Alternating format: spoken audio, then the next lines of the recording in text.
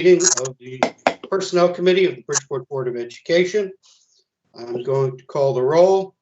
Those present here today are myself, John Weldon, Board Chair and Chair of this committee. Committee member Joseph Sokolovic. Committee member Hernan Illingworth is not present, and I don't see any other members of the board present. If you are present, please make yourself known. Okay.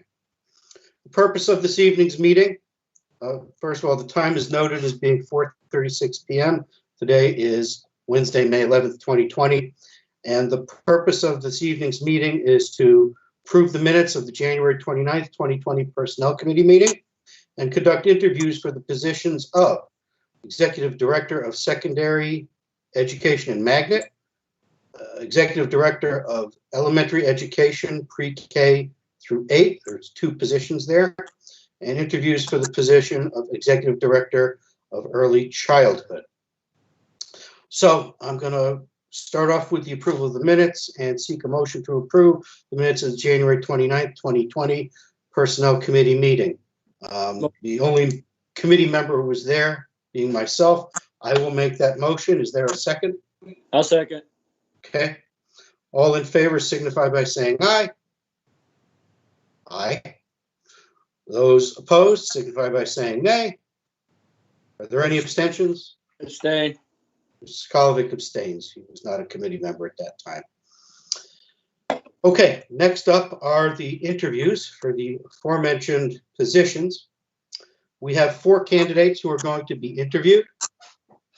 Dr. Victor Black is going to be interviewing for the position of Executive Director of Secondary Education and Magnet. Dr. Selena Morgan and Mr. Herminio Planes are each interviewing for the 2 positions of Executive Director of Elementary Education. And Dr. Melissa Jenkins will be interviewing for the position of Executive Director of Early Childhood. It is typical that this committee conducts these kinds of interviews in executive session. It allows for a more candid back and forth and conversation, but it is the right of the individual candidates under Section 1-200, parentheses 6, of the Connecticut General Statutes to require that their interviews be held in the open meeting. The 4 candidates have been contacted beforehand, and they've each indicated in writing to the Executive Director of Human Resources that they do not require that their interviews be held in the open meeting, and they would be inclined to allow the board to conduct them in executive session if it so chooses. So, having said that, I'm going to first ask if our staff member, Rita Vallier, is here. Are you prepared to pull in candidates as they're needed? Yes. Okay. One moment. So the way this is going to work is Dr. Black will be interviewed at 4:40. Mr. Planes will be interviewed at 5 o'clock. Dr. Morgan will be interviewed at 5:20. And Dr. Jenkins will be interviewed at 5:40. And after those interviews are conducted, presumably in executive session, we'll resume the public meeting and go on from there.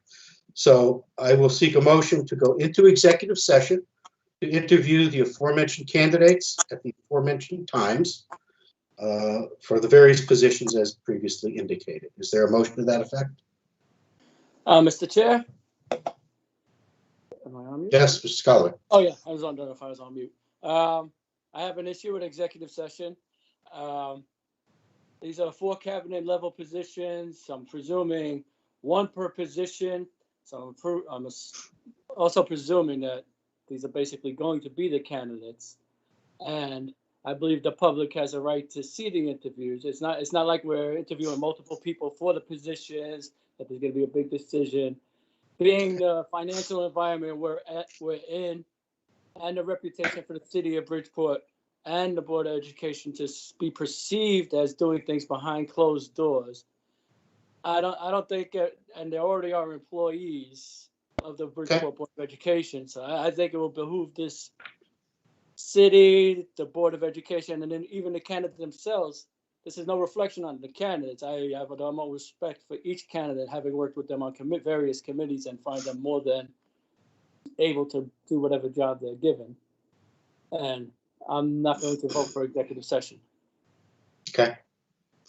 Well, if that's your inclination, there's only two of us here. Even if I were to make a motion to go into executive session, it would fail by a tie vote. So I personally don't have an issue. You know, I think these are competent enough professionals that they should be able to withstand the light of day. What I would suggest, however, is that if Ms. Valier could reach out to each of these candidates and let them know that the board will not be conducting their interviews in executive session, just so that they're aware of that before they walk into the room. Are you able to do that, Ms. Valier? Yes, if you would just give me a moment, I'll begin to notify. One Okay. moment, please. We'll just hang on a minute, and when Rita's done, we'll start.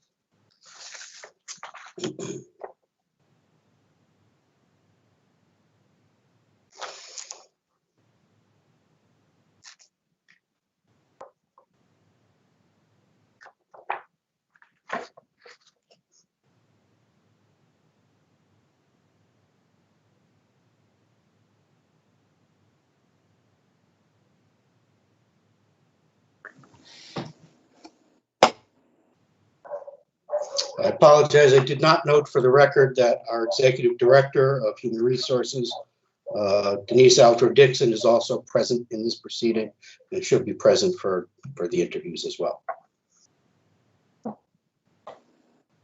Oh, Ms. Dixon. Have you met Ms. Dixon before? I Mrs. don't think Scott? I've ever been formally introduced. No, I don't think we have. How are you? Hi, fine. Thank you, Joseph Collins. Welcome aboard. Thank you.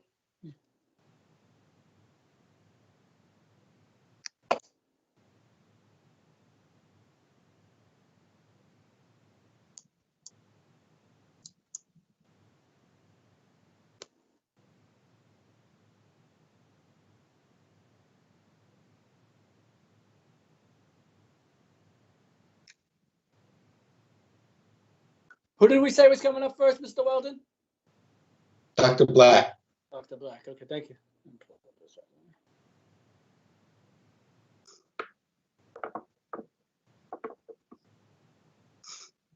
Here you go.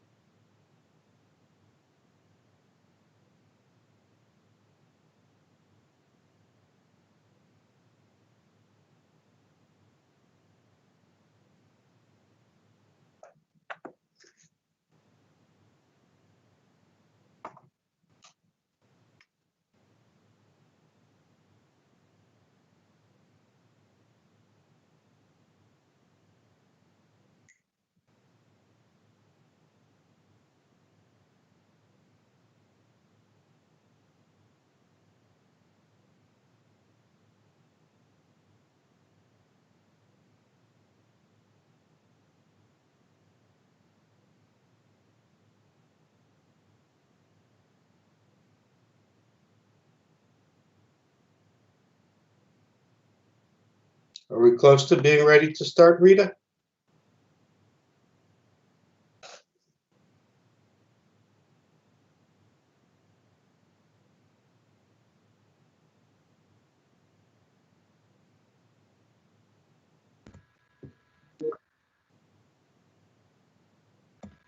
Okay, members of the board and Ms. Alcho Dixon, just to notify you that they have agreed to go ahead and proceed with interviews and to do it live with live streaming. I'm going to add all of them to just be part of the meeting in one shot.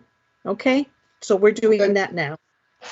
All right. Let me know when, at the very least, Dr. Black is on the line, and we'll start with him.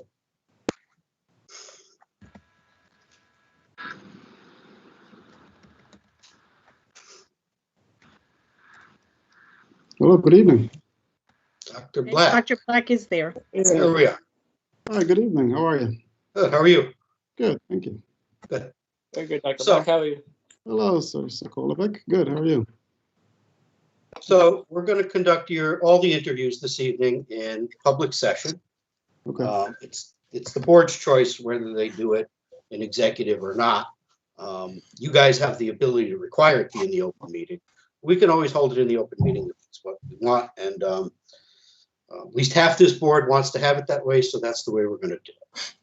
So I just want to make sure you're comfortable with that and that you're aware of it.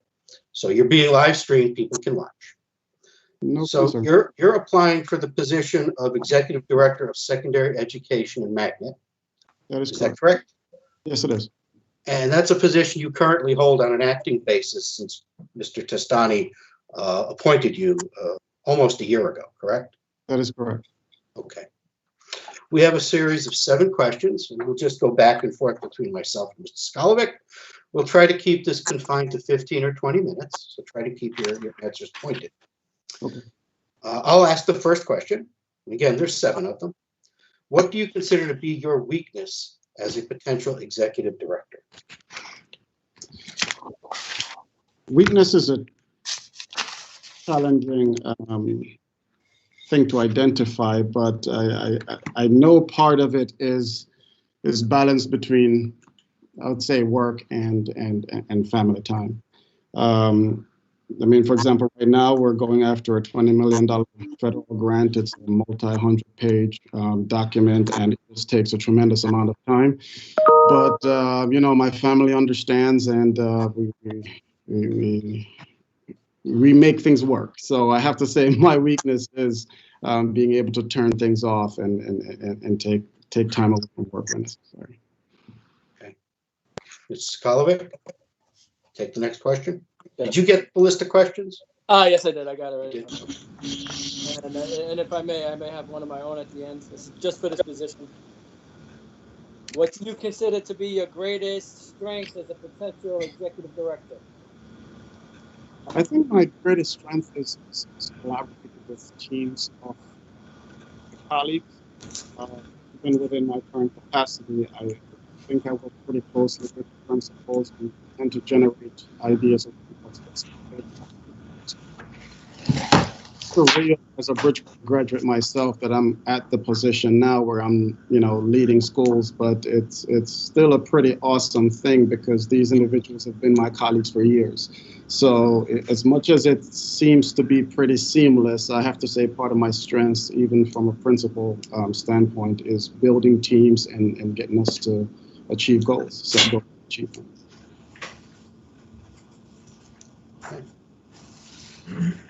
What experiences do you feel have prepared you for this role in this district? All of them. Bridgeport is a challenging. We have a lot of needs. We have a lot of strengths also, and our kids are absolutely fantastic. But the reality is, Bridgeport is a challenging district. To make sure that we set the correct trajectories and put the structures and processes in place for kids to be successful.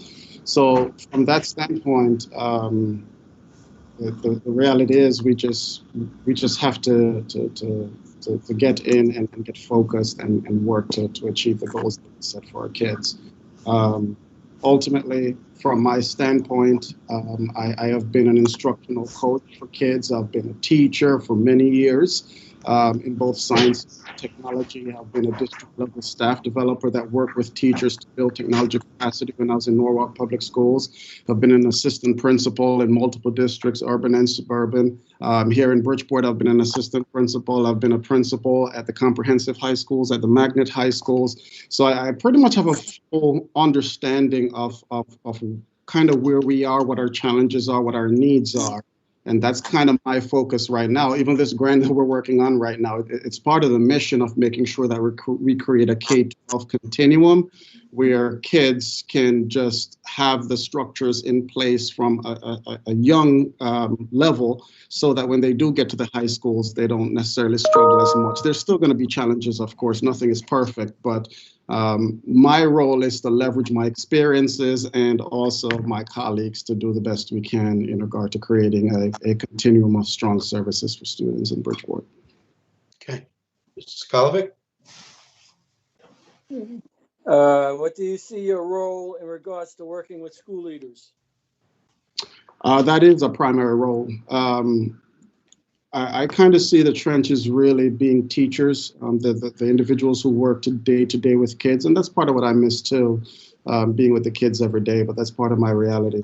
So with teachers in the trenches, it's pretty key for administrators to be in the classroom. I'm big on being in the classroom and seeing what's going on. As administrators, we get pulled in so many directions. The reality is you could go through a day achieving a lot of success, but then never get into a classroom. Whether it's dealing with PPTs, parent challenges, all the different things that come along, student challenges, dealing with the cafeteria. I mean, that in itself is a supervision need. So, you know, my role I see is to see areas where I can help my team, my principals, teachers, so forth, to be more effective within the time frame that they have to work. So right now it's, you know, I've done collaboration observations with principals. We've gone into classrooms just so we can collaborate and calibrate in regard to what we see and where we need to grow and where improvement should. It's a one-to-one working relationship with the principals. Each school is different. Each school has its own dynamics. So it's for me to be aware and also be there working with the principals to improve that institution best we can, again, for all kids who attend our school system. Thank you. Okay. How would you establish positive relations between yourself and school leaders at the school level? I think constant communication is necessary. I don't know everything, and I'll never pretend to. So I think part of this year, a big part of my need was to learn. So, you know, visiting with principals, walking the building, seeing what's going on. Our schools, of course, have different continuum of services, whether it's in regard to special education and also how we deal with our regular education kids, our SRBI support system, from remediation to enrichment, just kind of learn where everything is. That was kind of this year. And of course, you know, calibrating with the principal. So our next step I see from my standpoint is to now discuss what the realities are and set goals for, you know, the adjustments that can be made and continue to collaborate, communicate, and work together. I am not a fan of being at central office. I actually have offices in the high schools. I like to be in the schools. I like to be where the kids are because that's where it really happens. So, and that kind of lends itself to my weakness, which is I tend to spend a lot of time after school catching up on the things that I otherwise could probably do during the day. But I think it's just important to be in the schools and be where the work is happening so you can best offer support for the team. Okay, thank you. How would you support teaching and learning in the district? So that's a big one. I provided professional development to the entire administrative team around the instructional core, student teacher content. This is not mine. This is something, I'm big on professional development. And Through the fortunate opportunity of being a principal at the Wheeler campus, we had a grant that provided a lot of professional development to staff and administrators. So I was able to learn quite a bit around instructional processes, around curriculum and instruction. So that role now I play as a coach for administrators. So Mr. Testani was kind enough to provide a time frame that I could do this professional development. Myself, Mrs. Fanari, and Dr. Watson, as a team, we presented to all administrators around the instructional core. And essentially, just in a short form, the teacher, student, and content are all interconnected. And we need to make sure that no part of either is separated. And from a content standpoint, we tend to have kids that step away from the content sometimes. I mean, we have this challenge we're going through now, which provides a whole different dynamic. But we also need to make sure that the content and instruction are rich, therefore supporting teachers and supporting kids in the entire learning process. So we went through that professional development. I look to build more on that, introducing a bit more of PBL.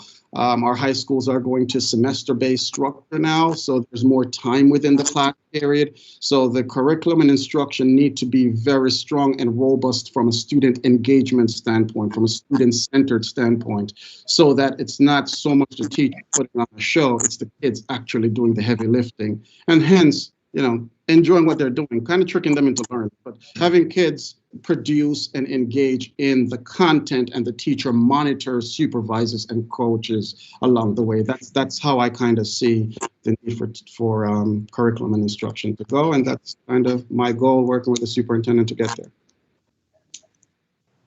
there. Okay, what strategies have you found to be most effective in leading change? So I got a lot of this from my dissertation. My dissertation was around transformational leadership. Cousins and Posner was the instrument, and it's the main thing around leadership. I would say you cannot lead people who won't follow. You can't lead if you have no followers. The definition is to have a team of people working together truly. So being a collaborator is key in building. I would say leadership capacity, so that others can see the value in what you're doing and they will work with you to move forward. We can set goals all we want all day, but if we don't get the team structure in place, everyone have different strengths. So you lean on each strength within that team to move that goal forward. And I think that's a big part of leadership, because again, setting goals is not just it. It's creating the pathway and the systems and the communication and the collaboration and all that stuff to make sure that everyone moves along that continuum, because now you're leading a body forward. Okay, thank you. Mr. Skolovic, did you have any follow-up questions? Yeah, I just got a question, probably just for Dr. Black in particular, because his role is a dual role between elementary and the secondary and the magnet schools. Yes. I would like to know what your vision is for the magnet schools. Or have you had a chance to think about it? If you want to go in a new direction, or anything you would like to strengthen or weaken? Strengthen. So that's actually a very long answer. So I'm gonna try to give a short. Yes, summarize. We have different magnet schools within the district. And that in itself creates a bit of variance in operation. So for example, you have the schools that are open choice, where there's no requirements to attend. It's completely blind lottery. You have the others that have certain criteria in order to be attendees. Nonetheless, overall, the short version I could say is I want to see quality systems in every single school that support every single child. Just to use the word SRBI, for example, is one of those terms that talks about supporting kids, but there tends to be a mindset that we only support kids who are struggling, and that conceptually I have an issue with. So from my standpoint, in every single school, there need to be Dr. Jenkins and I actually spoke about it the other day, a tiered system, MTSS, multi-tiered systems of support for all kids, which means that whether the child is struggling or the child is excelling, there should be a period of time within the school day that kids engage in content or learning or something fun at their level. So looking at systems that we can bring in, of course, from a cost-effective standpoint, that if let's say I'm in a 7th grade class, but I am, for example, reading at the 5th grade level, I should be able to access something at the 5th grade or 5.5 level that can help accelerate. And if it's something I'm interested in, let's say I'm a golfing guy or a basketball guy or a girl or whatever my interests are, if I can find content around that interest at the level that I can engage with that content, again, student-centered is the key thing here. If it's not about the kids, it's not going to work. So if it's at the child's level where the child can engage and you have the interest of the child in that content, then that child during that time can somewhat grow in their abilities. A kid who is doing great, you know, I'm in the 7th grade again, but yet I'm performing at the 8th grade level. I should be able to read things at the 8th or 9th grade level. So during that same time, even though I am at that level, I'm not bored, I'm not, you know, disengaged because I have something that I can engage in at my level. So one of my biggest goals, which I see as a big need, is to make sure that all schools have a system of support within that school for every single child. And there's some time frame within the school day through a week that we do that. Thank you. Very nice. Okay, those are all the questions for you. Do you have any questions for us? My only question would be a timeline around the committee's decision. Our role is to make a recommendation to the superintendent of who we think he should be interviewing at his level. The ultimate decision of who to place in the position is his. Okay. So we would be taking our vote to recommend this evening at the end of our meeting. And then I would anticipate that Mr. Testani would be looking to wrap up his end of things by this time next week.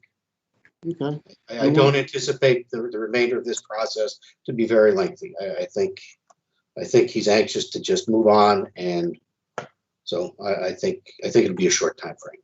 Okay.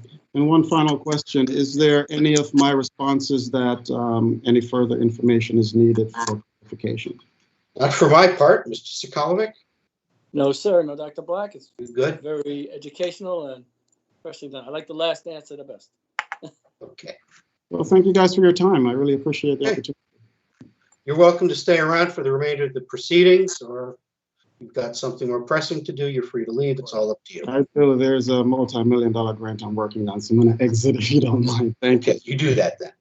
Okay, thank you for your time, Dr. Black. All right. Have a good day. Take care. Thank you. You too.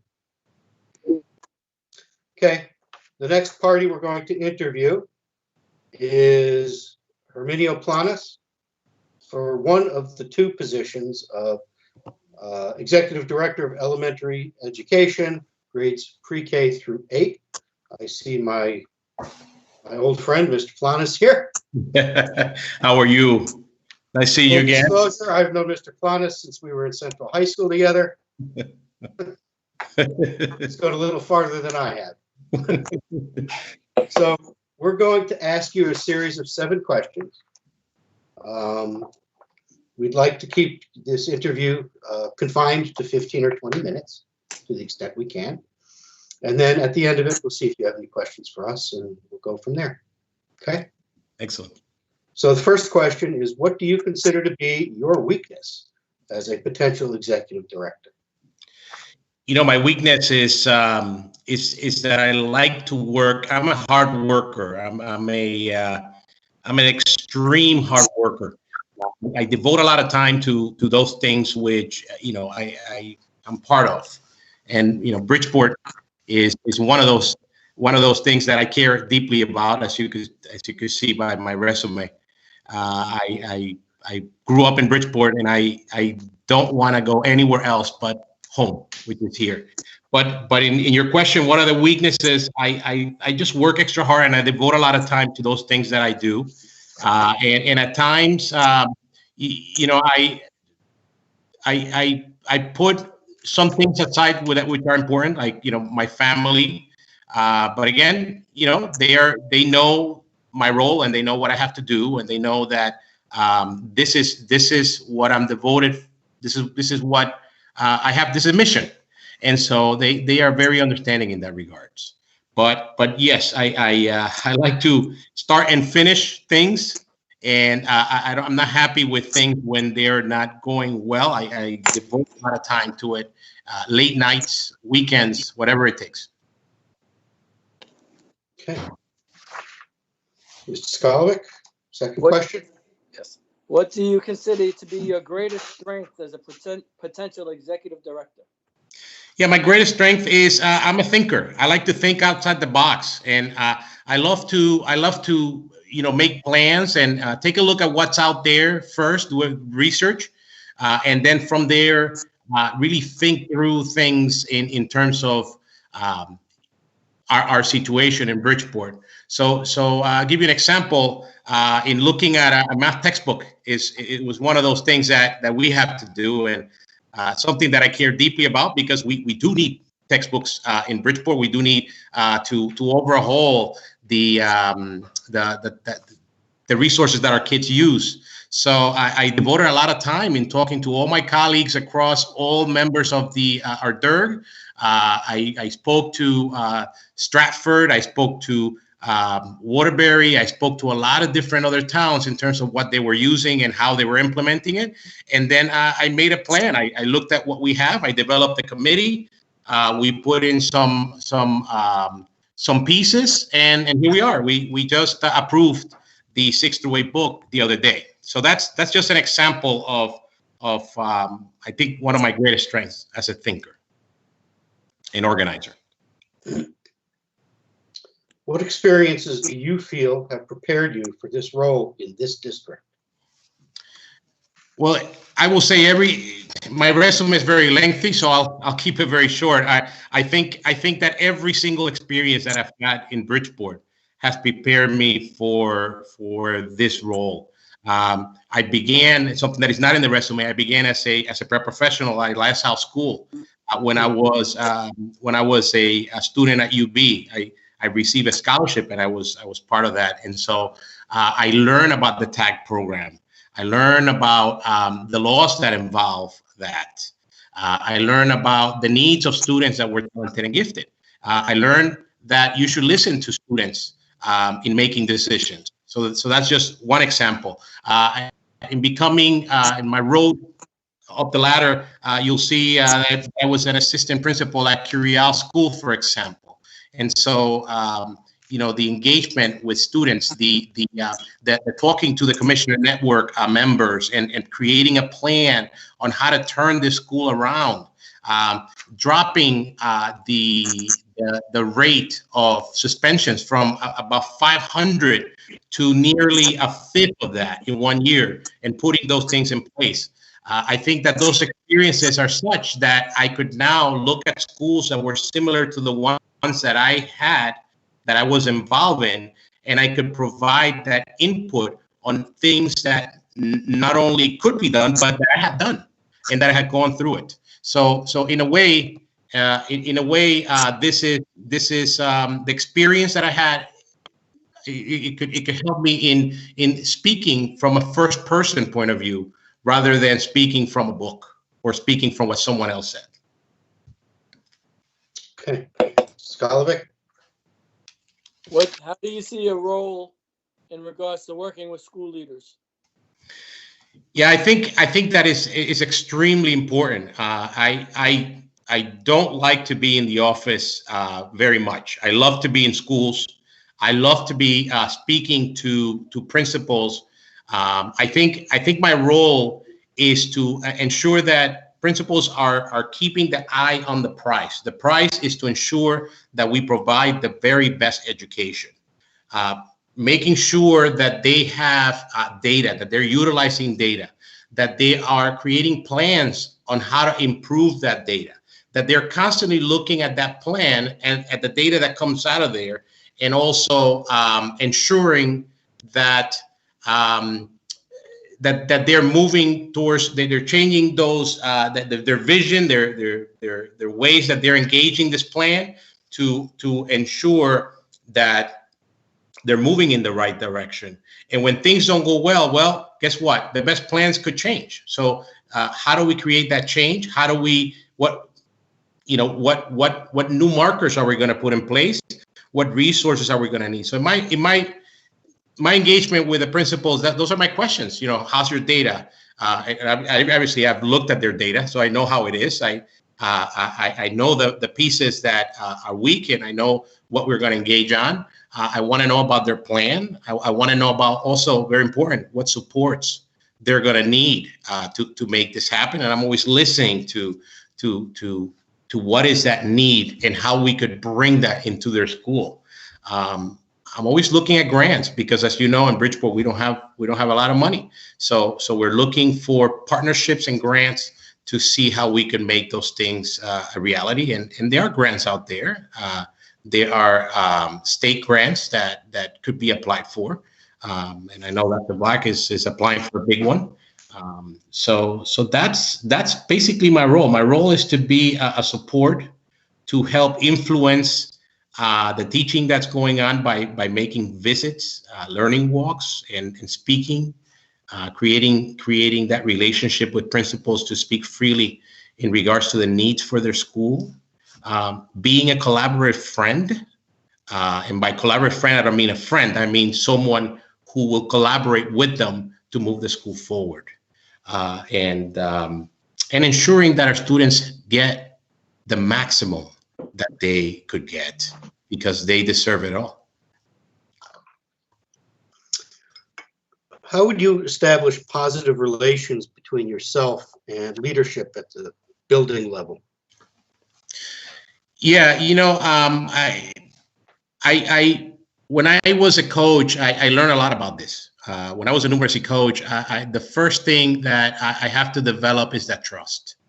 And so how do we develop trust? The trust is developed by, first of all, being supportive and having constant communication. So how can we be supportive? Well, we could be supportive by, first of all, looking at the achievements of the school and highlighting them, because often our principals don't hear the good things. They only hear things that need to be done. So we, in being supportive and communicative, we also have to highlight those positives. I look at what the superintendent is doing on Fridays in sending out the emails and highlighting some good and positive things. And I tell you, that's something that is very little. It takes a short time and it goes a long way. In my meetings, I start my meetings by talking about celebrations. And so we also highlight some things that need to be celebrated. So I let them talk about things that are happening in the school. But at the same time, I allow them, I know about some things that are happening, and I celebrate those with the group. And at the same time, other people are listening so that they could get ideas from what's going on. So being supportive, having constant communication, and helping them setting goals. I think for the most part, one huge thing that is a barrier is when we are setting goals, because we have so many things that we want to accomplish. So in being supportive, I could help in pinpointing what are we going to do first. What is the one thing we're going to focus on in order to have good achievements, so that our staff is following, looking at the different areas that we want to pinpoint, and feeling that success so that we could continue on. Galway? How would you support teaching and learning in the district? Yeah, so that's something that I've been doing all my life, basically. I as a coach, as a director of math, as a principal, I love to look at data. Data is huge because it paints a picture. And so the data doesn't have to only come from tests. It could be something that you could see in the classroom. data from looking at walkthroughs and matching that with what's going on the paper. And so in being supportive, I look at the things that I'm doing in math, for example. We're looking at data. We're planning professional development through the grant with the Lone Pine Foundation. We are also bringing an expert, Greg Tang, and we're focusing on areas in need of improvement by having Greg Tang speak about it. This is attended by teachers as well as administrators. They're getting the same type of treatment. My expectation has been that principals are overseeing implementations of these strategies across the classrooms in their schools. We are looking at data to see that by implementing these strategies, these things are working. We have also video these presentations so that teachers could review back. These presentations are in our curriculum, in our website, so that they could access it at any time and review them.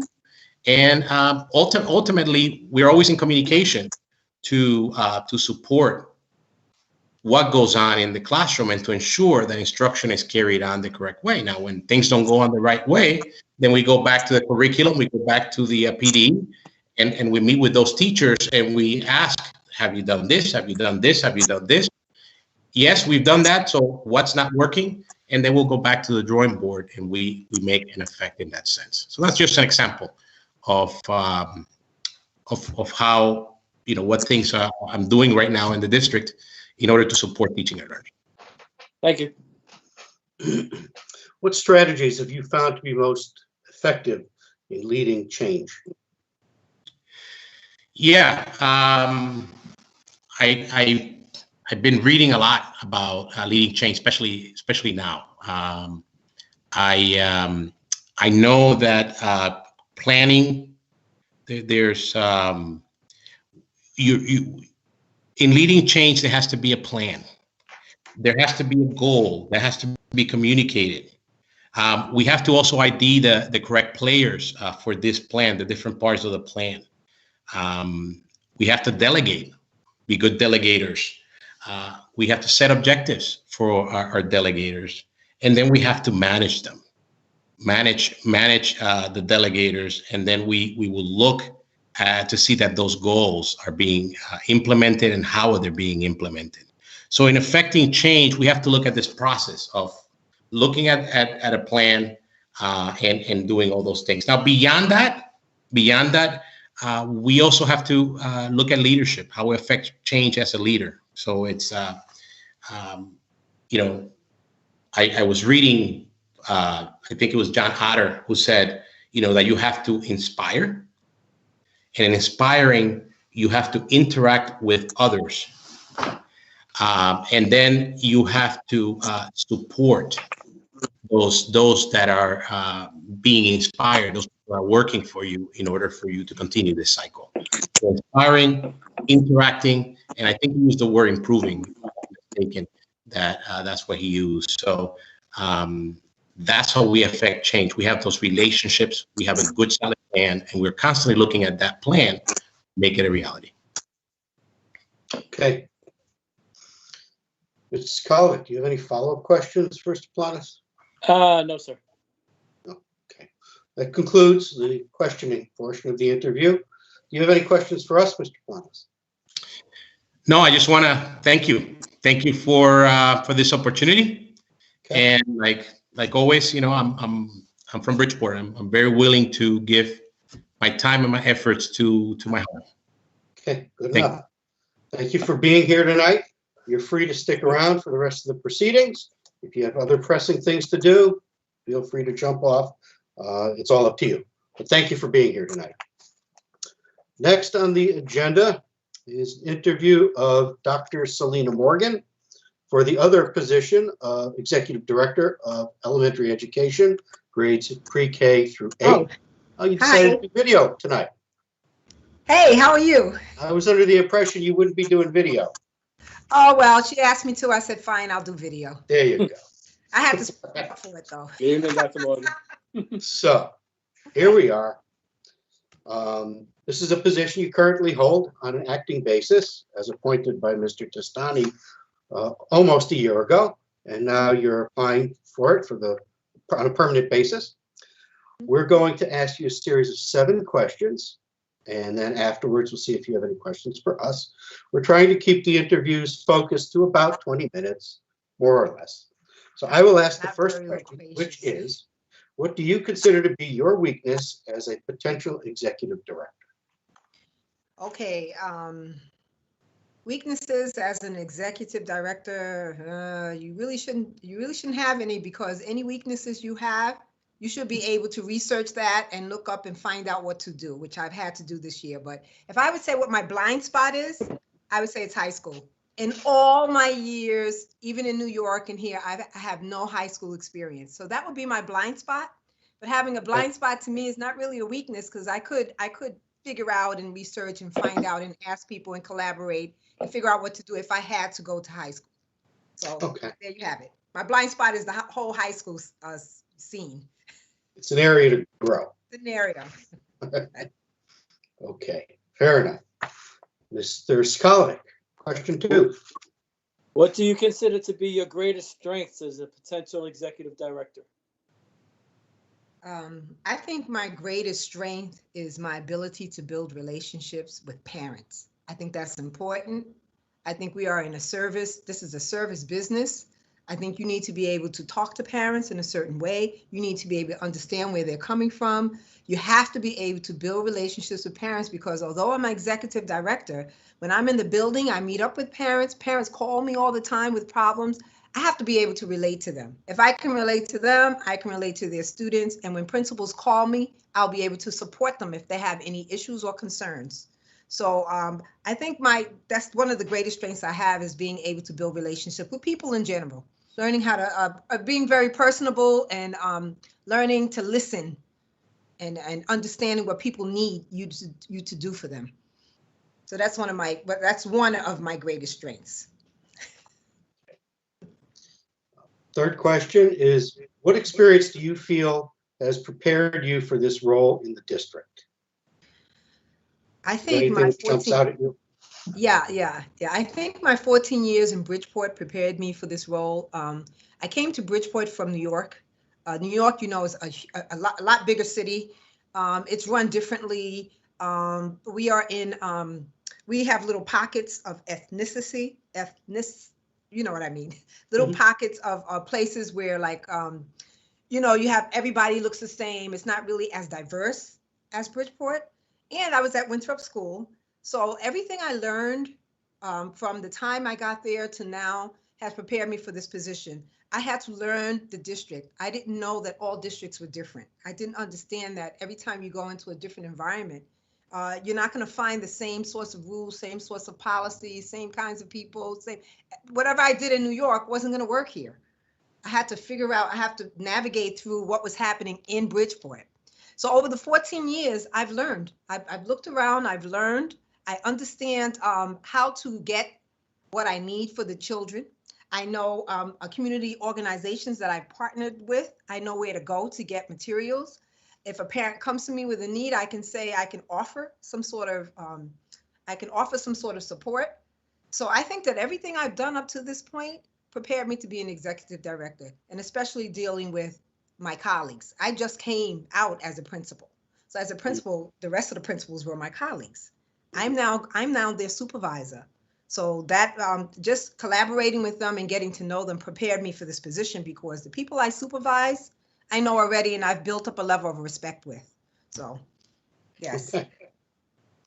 Mr. Skolnick, number 4. How do you see your role in regards to working with school leaders? Okay, so I believe my role is to build leadership capacity. That's why I'm here. I'm here to build up their capacity to help their teachers so that the teachers can then help students. I should be an indirect influence on student achievement. And to do that, I need to make sure the principals know what they're doing. One of the ways I did that this year was to build up their capacity in science.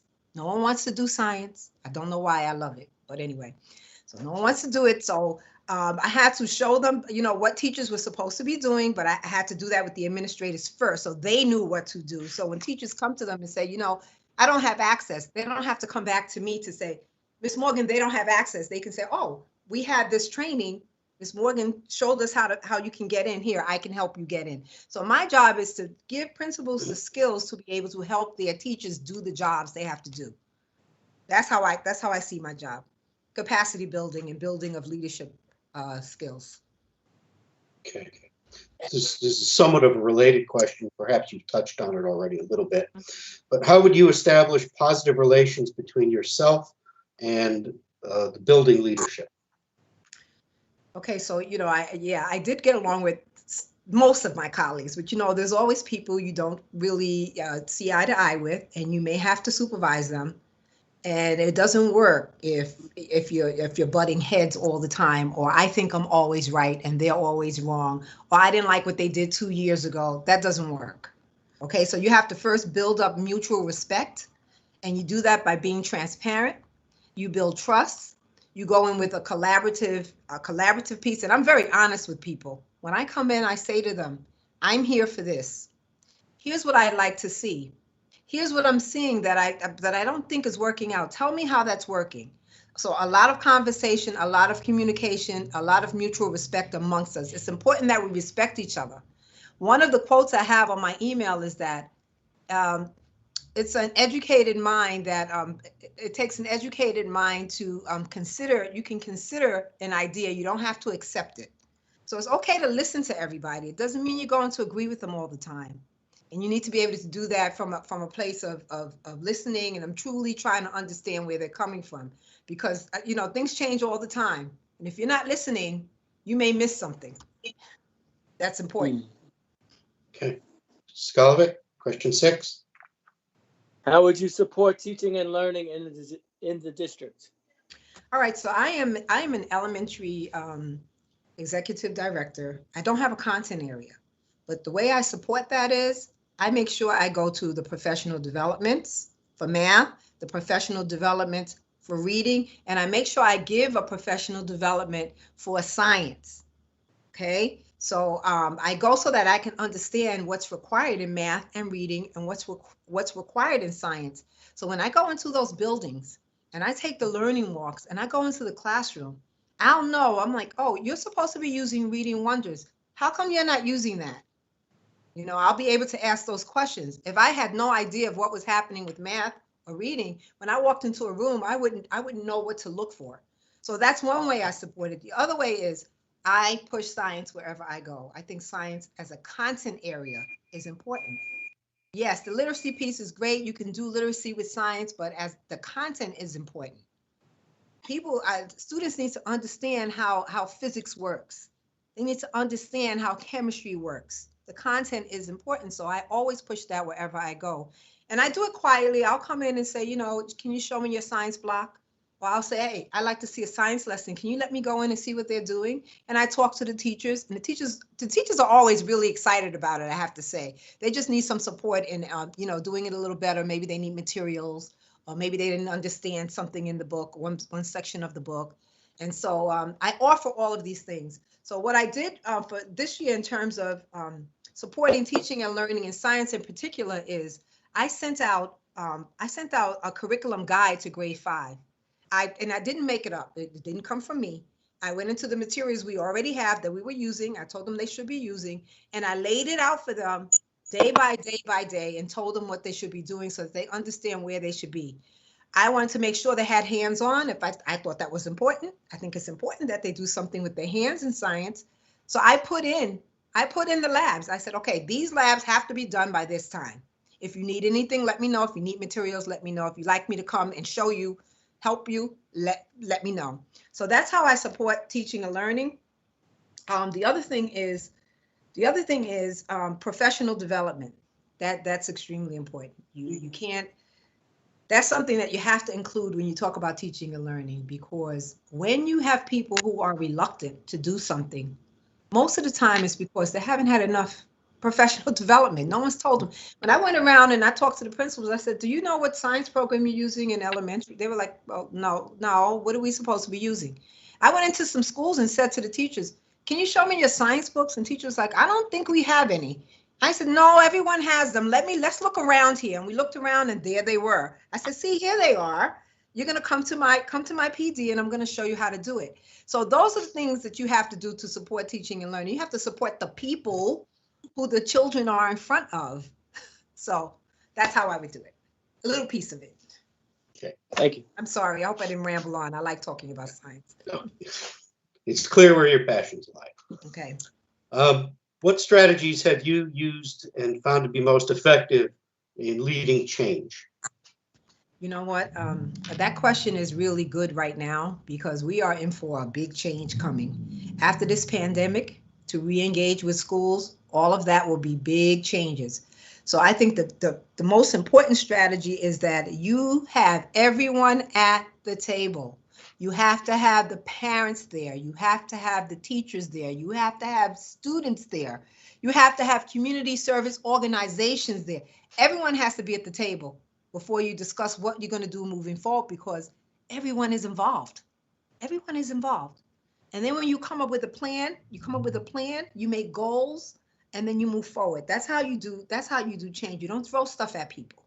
You have to do it little by little, and you have to listen to everyone's ideas. When things are new, there's nothing that's not good. You know what I'm saying? New ideas are new ideas. When things are new and things are changing, we have to entertain everything to see what's going to work for us here in Bridgeport. So leading change, you have to build a team, which means building trust, mutual respect. I always say mutual respect because respect is important. Just because someone says something and it doesn't, and your mind can't wrap around it, doesn't mean it's wrong. Doesn't mean it's wrong. It doesn't mean it's right. Doesn't mean it's wrong. It just means it's an idea that can be looked at, can be listened to. So that mutual respect is very important.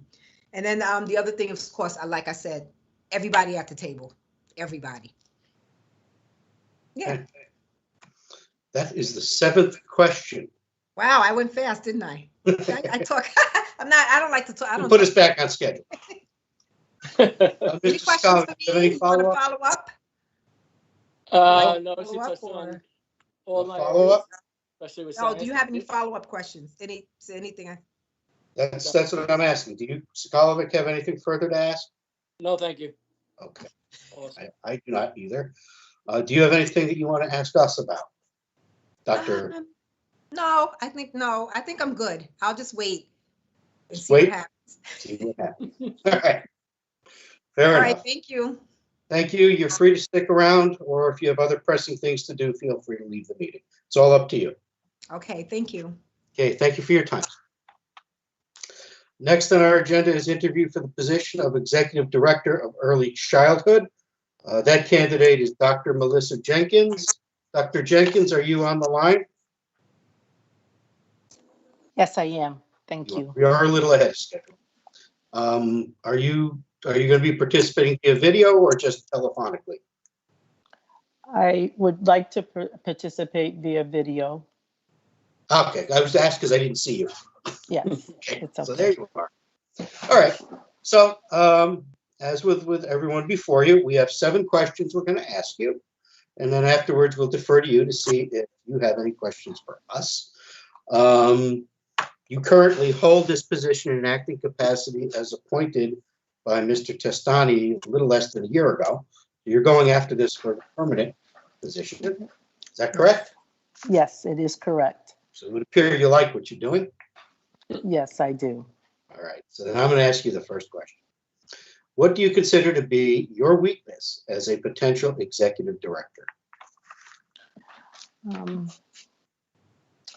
My weakness is probably, to be candid, is around balance. Currently, I've been supporting the pre-K 6 schools, the 6 pre-K 6 schools, working literacy pre-K 12 and supervising early childhood, each being a very important job. So lots of balls in the air at all times. In an effort to not drop any balls, I try to look for commonalities across the job or across the responsibilities to make sure I'm supporting adequately literacy, early childhood learning, as well as 6 leaders of schools. So to maintain balance, I try to think about like foci that we hold near and dear in our district, such as attendance, learning, student learning, instruction, and parent engagement. Because parent engagement is a part of every role, instructions a part of every role, making sure students are learning and making sure students are welcomed and attend school. So using focal points helped me to create balance in a very meaningful and rewarding position, but a position that requires balance. So looking to take a weakness and making it a strength is my goal. Okay, fair enough. Okay, Mr. Skolovic, question 2. Hi, Dr. Jenkins. What do you consider to be your greatest strength as a potential executive director? I think my greatest strength as an executive director is being an ongoing learner. Um, the position requires me to learn even in the midst of this crisis. So, as an example, we had to implement distance learning. As a learner, I've been exploring how we can enhance what we provide to our children online through blended learning. I've been reading, I've been talking to teachers. I learned with my principals. I had a principal meeting with them yesterday. And during that principals meeting, I wanted to act as a learner. I asked them questions about the initiatives Mr. Testani has put forth during this phase of distance learning. I asked them, what questions they have so I can bring back to the table, not only to Mr. Testani, but to my colleagues, the executive directors. Even as a learner, I proposed to the principals yesterday what has been challenging in distance learning and what have we learned? What have we failed with? What have we learned? And what areas have we improved? And how do we re-enter each phase of this distance learning process differently and better on behalf of children and families? So I think my greatest contribution as an executive director will be being an ongoing learner. So any circumstance that is presented to us as a school district and community, I would be able to support and meet or exceed whatever that challenge presents to us.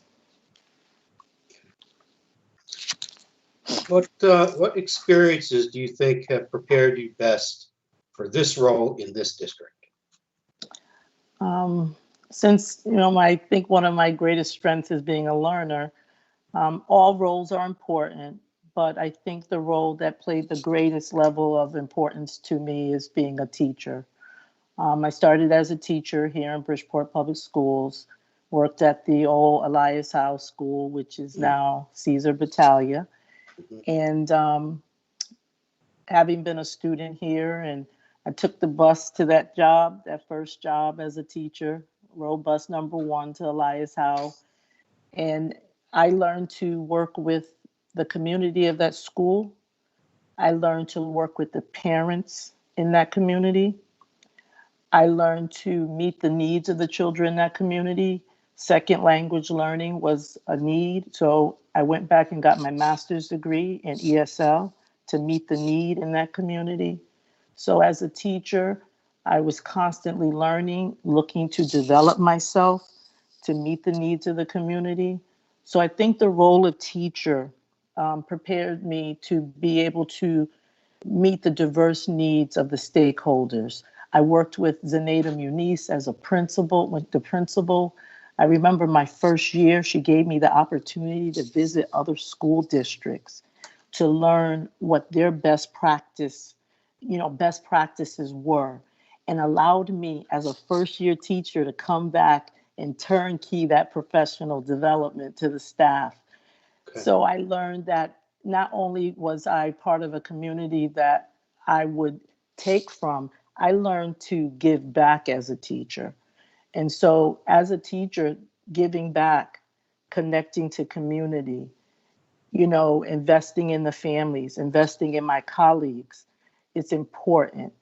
And so I think being a teacher prepared me to do those same things as an executive director under the leadership of the superintendent. Okay, thank you. Mr. Skolnick, question 4.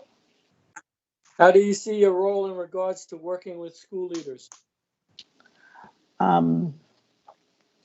My role is to support school leaders in developing, you know, self-efficacy, making sure they feel that they can meet the challenges that are presented to them daily, making sure that I provide differentiated support, because each one of the schools that I've currently worked with are different in their demographics, student achievement, parent needs. So I think it's important for me to provide differentiated leadership support. In the role of being, you know, over literacy and early childhood, I will have to work with all the principals, especially high school principals. So I think also attending to the needs of the different school leaders across the district, which when I mention balance, that's why balance is important. So as an example, Central High School is about to go under NEASC. I will need to and have communicated with the principal, Eric Graff, to discuss his needs in preparation for NEASC. So that support is not necessarily needed at the pre-K 6 schools. So constantly looking at and surveying the schools in the district to provide differentiated leadership support based on demographics, perceptions, based on their academic needs, their individual school needs. How would you establish positive relations between yourself and the leadership at the building level? Well, this year, I think I've done a pretty good job in establishing positive relationships with the pre-K 6 principals. One of the things I did first was to create transparency around expectations, some basic expectations, such as, you know your contracts. So we maintain positive relationships with all the other stakeholders. Make sure you communicate well with parents, and, you know, follow up with parents, you know, even when there's a challenge at the school. If there is an allegation of bullying, make sure you follow up with the parent and let the parent know the outcome. So creating transparent expectations. So when those expectations are clear, I believe the work of focusing on the instructional core is important. So next, I worked this year in visiting the principals frequently on a rotation basis. And during that visit, the initial visits, I asked the principals, what are the strengths in your school? And what are the areas where you need to grow? And so once I knew what they thought were strengths that they wanted to maintain, their core aspects of their community and culture, and where they wanted to grow, I was able to meet with them to differentiate that support. Additionally, when I met with the principals to establish positive relationships, I always kind of let them set the agenda initially. What questions did they have? So when we met, I would field their questions and concerns. But then we would actually go and walk through classrooms. We chose focus grade levels to walk through, and then we would discuss in ways in which the school could grow. So in establishing positive relationships, I think I was an active listener. I think that I put their concerns first and tried to support them. I also pushed in the area of attendance to make sure we were focusing on the superintendent's goal with attendance. I did push, but I think from that push, they were able to create some great strategies at their school level for addressing attendance. And while I think that sometimes push is not seen as positive, I think the push actually allowed them to move to a higher level in their thinking around a challenging area. And I think that they respected it. So those are some of the ways in which I work to establish positive relationships. Okay. Sakalovic, question 6. How would you support teaching and learning in the district? I would continue to support teaching and learning in regards to early childhood as well as literacy. Um, for example, currently right now I'm planning for summer school, the Early Reading Success Summer School. And we have to develop assessments that could be administered virtually.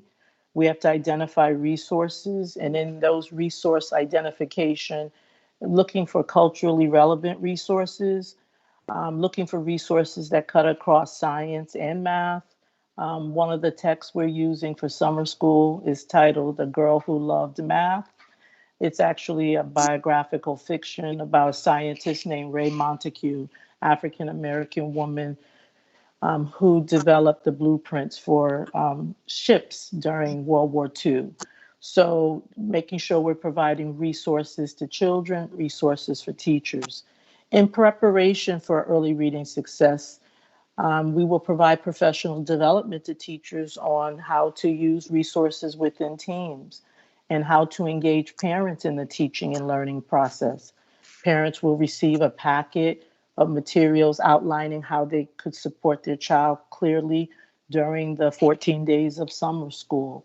So, with teaching and learning, having a focus on how children will grow, having a focus on how to support teachers in creating that growth, providing culturally relevant materials to children, making sure children are actively engaged and have meaningful learning experiences, and making sure we're engaging parents in that learning, teaching, and learning process.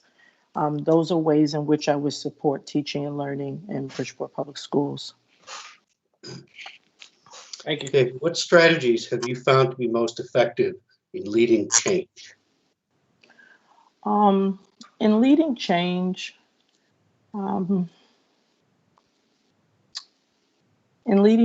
I think the strategies I found to be most effective are twofold. One, engaging all stakeholders, including students. My dissertation did revolve around capturing the student voice of African American adolescents in regards to learning, instruction, and their relationships, and using that voice to strike up conversations with teachers on how to improve the school environment, how to improve instruction.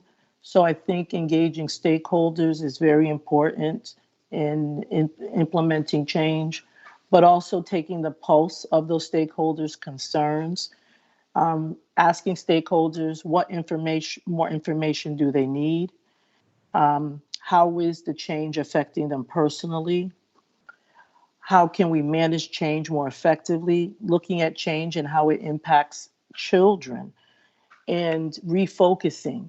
So in change, I think there's a test retest process. There's a time in which we look at what we learn, how we can improve and re-enter. I think that we've been implementing that process right now with distance learning. We implement a phase, which is test. Then we look at it and say, hey, what did we learn from this? Because there is some like retest because we didn't do well with it. How can we improve? We re-enter. We've gotten information back from parents. We've gotten information back from students. We've gotten information back from teachers and principals. So each phase of that test, retest, learn, improve, re-enter has allowed the change to improve on behalf of the stakeholders in this community. So those are the two ways through that process of test, retest, but also examining the concerns of stakeholders in this community to create better outcomes for the children we serve. Okay, that was the last question. Mr. Sakalovic, do you have any follow-up questions for Dr. Jenkins? No, I don't. It's done wonderfully as always. You have any questions for us, Doctor? I just have one question. I'm Okay. wondering, what do you believe are the qualities or skills you're looking for in the executive directors to support the superintendent in his work? Skalvik, you have your own thoughts on that?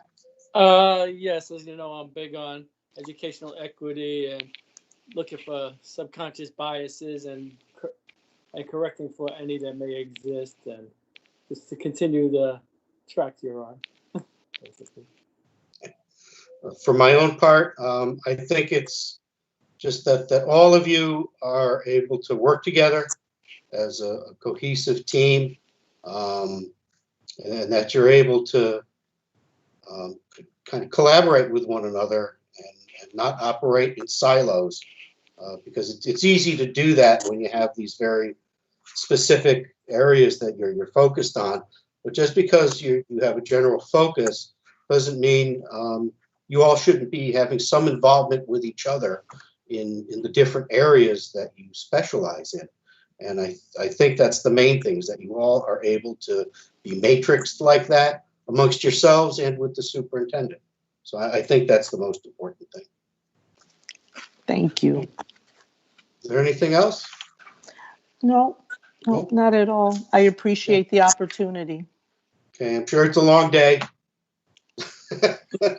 We tried to make this as early as possible to avoid that from happening, but I know it's still a long day.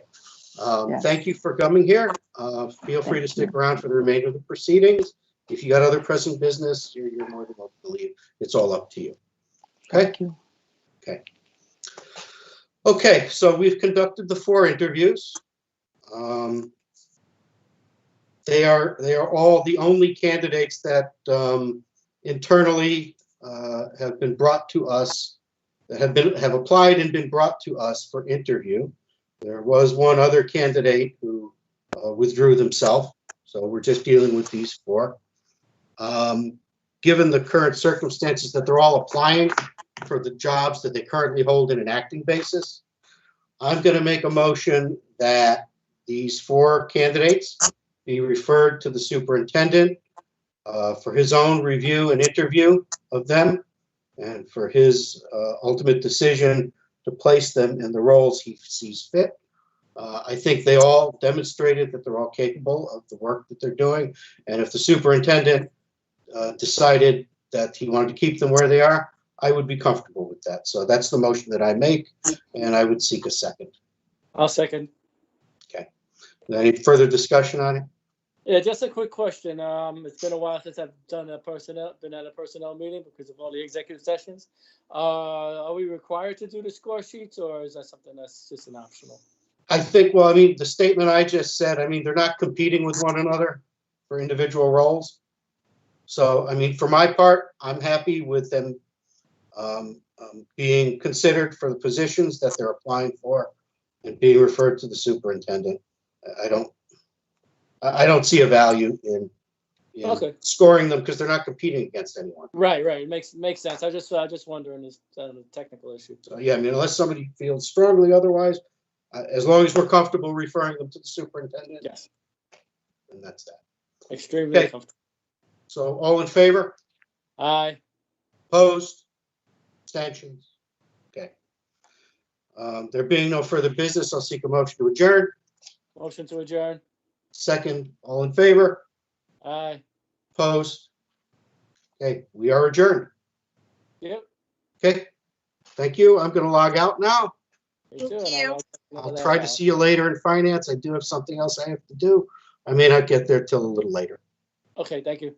Okay.